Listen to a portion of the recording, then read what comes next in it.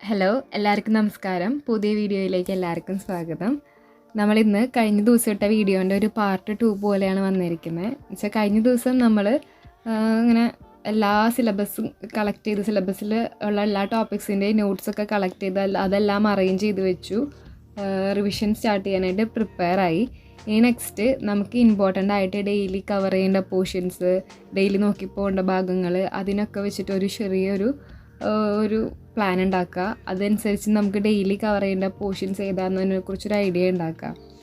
അതാണ് നമ്മളിപ്പോൾ ഈ വീഡിയോയിലൂടെ ഷെയർ ചെയ്യുന്നത്. അപ്പോൾ എനിക്ക് മെഡിസിനൽ കെമിസ്ട്രി എന്ന് പറഞ്ഞൊരു സബ്ജക്റ്റ് ഉണ്ട്. അതിൻ്റെ അകത്ത് ഒരുപാട് ഡ്രഗ്സും അതിൻ്റെ സ്ട്രക്ചേഴ്സൊക്കെ പഠിക്കാനുണ്ട്. പിന്നെ SAR അങ്ങനെ കുറേ ടോപ്പിക്സ് ഉണ്ട്. ഇപ്പം നിങ്ങൾ മാത്സ് ആണ് പഠിക്കുന്നതെങ്കിൽ അതിൽ ഇക്വേഷൻസ് ഉണ്ടാവും. ഡെയിലി നമ്മൾ നോക്കി പോകേണ്ട കുറേ കാര്യങ്ങളുണ്ടാവും. ഡയഗ്രാംസ് ഉണ്ടാവും, ഫ്ലോ ചാർട്ട്സ്. ബയോളജി ആണെങ്കിൽ ഫ്ലോ ചാർട്ട്സോ അല്ലെങ്കിൽ എന്തെങ്കിലും മെഡിക്കൽ ടേംസുകൾ, നമ്മൾ ഇതുവരെയും കേൾക്കാത്ത കുറേ ടേംസുകൾ, ക്ലാസിഫിക്കേഷൻസ്, അങ്ങനെ കുറേ ഉണ്ടാവും.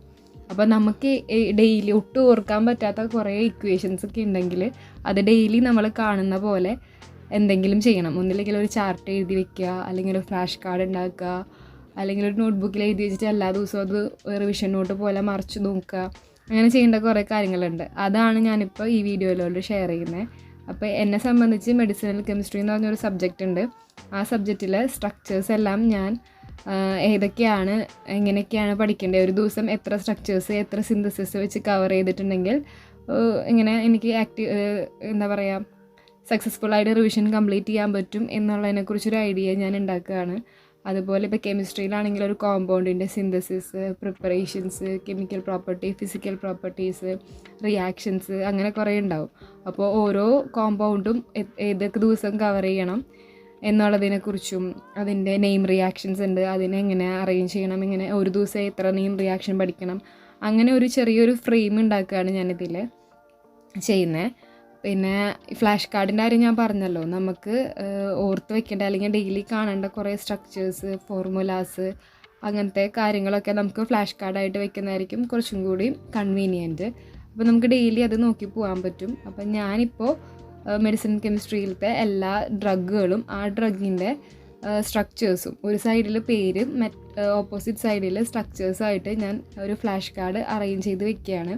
അപ്പോൾ ഓരോ യൂണിറ്റിനും ഓരോ കളറായിട്ട്, ഞാനിത്തിരി വിഷ്വൽ ലേണർ ആയതുകൊണ്ട് ഞാനിത്തിരി കളർ കോഡൊക്കെ കൊടുത്തിട്ട് ഓരോ യൂണിറ്റിനും ഓരോ കളർ വെച്ചിട്ട് സ്ട്രക്ചേഴ്സും അറേഞ്ച് ചെയ്തിട്ട് ഒരു ഫ്ലാഷ് കാർഡ് ഉണ്ടാക്കുകയാണ്. അതാകുമ്പോൾ എനിക്ക് ഡെയിലി നമ്മളിങ്ങനെ ഫ്രീ ടൈമിലൊക്കെ അത് നോക്കാനും നമുക്കത് റിമെമ്പർ ചെയ്യാനും കുറച്ചും കൂടി എളുപ്പമായിരിക്കും. എന്തായാലും തലേ ദിവസം 138 സ്ട്രക്ചേഴ്സോളം എനിക്ക് പഠിക്കാനുണ്ട്. അത് കവർ ചെയ്യാന്നുള്ളത് പോസിബിൾ അല്ല. അപ്പോൾ അതുകൊണ്ട് ഡെയിലി അത് നോക്കി പോകാനായിട്ട്, അതുപോലെ കെമിസ്ട്രി ആയാലും ബാക്കി എല്ലാ സബ്ജക്റ്റ് ആയാലും ഇക്വേഷൻസൊക്കെ അറേഞ്ച് ചെയ്ത് വെക്കുക എന്നുള്ളൊരു പ്രൊസീജിയറാണ് ഞാനിപ്പോൾ ഇങ്ങനെ റിവിഷന് തൊട്ട് മുമ്പായിട്ട് ചെയ്ത് വെച്ചിരുന്നത്. ഇനി നെക്സ്റ്റ് നമുക്ക് ചെയ്യാന്നുള്ളത് ഒരു ടോപ്പിക്ക് സെലക്ട് ചെയ്യുക. ഓരോ ദിവസവും കവർ ചെയ്യേണ്ട ടോപ്പിക്സ് രാവിലെ എഴുന്നേൽക്കുക, ടു ഡു ലിസ്റ്റ് ഉണ്ടാക്കുക, പഠിച്ചു തുടങ്ങുക. ഇടയിൽ സ്റ്റഡി ബ്രേക്കിൽ ഇതേപോലെയുള്ള കുറച്ച് കാര്യങ്ങൾ റിമെമ്പർ ചെയ്യാനായിട്ട് ഫ്ലാഷ് കാർഡ് അങ്ങനത്തെ സാധനങ്ങൾ യൂസ് ചെയ്യാം. അപ്പോൾ അതുവരെയും എല്ലാം സെറ്റ് ചെയ്ത് വെച്ചിട്ടുണ്ട്. ഇപ്പോൾ ഒരു 90% ഞാൻ കോൺഫിഡൻ്റ് ആയി. ഇനി ഞാൻ പഠിച്ചാൽ മാത്രം മതി. ബാക്കി എല്ലാം കൊണ്ടും ഞാൻ എക്സാം അറ്റൻഡ് ചെയ്യാനായിട്ട് മെൻ്റലി പ്രിപ്പയർഡ് ആയിട്ടിരിക്കുകയാണ്. അപ്പോൾ അത്രയേ ഉള്ളൂ ഇന്നത്തെ നമ്മുടെ വീഡിയോ. എല്ലാവർക്കും ഇഷ്ടമായെന്ന് വിചാരിക്കണു. ഇഷ്ടമായാൽ ലൈക്ക് ചെയ്യുക, സബ്സ്ക്രൈബ് ചെയ്യുക, വേണ്ടപ്പെട്ടവർക്കൊക്കെ ഷെയർ ചെയ്ത് കൊടുക്കുക.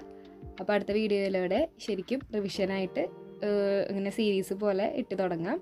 അപ്പോൾ അടുത്ത വീഡിയോയിൽ കാണാം. Bye bye.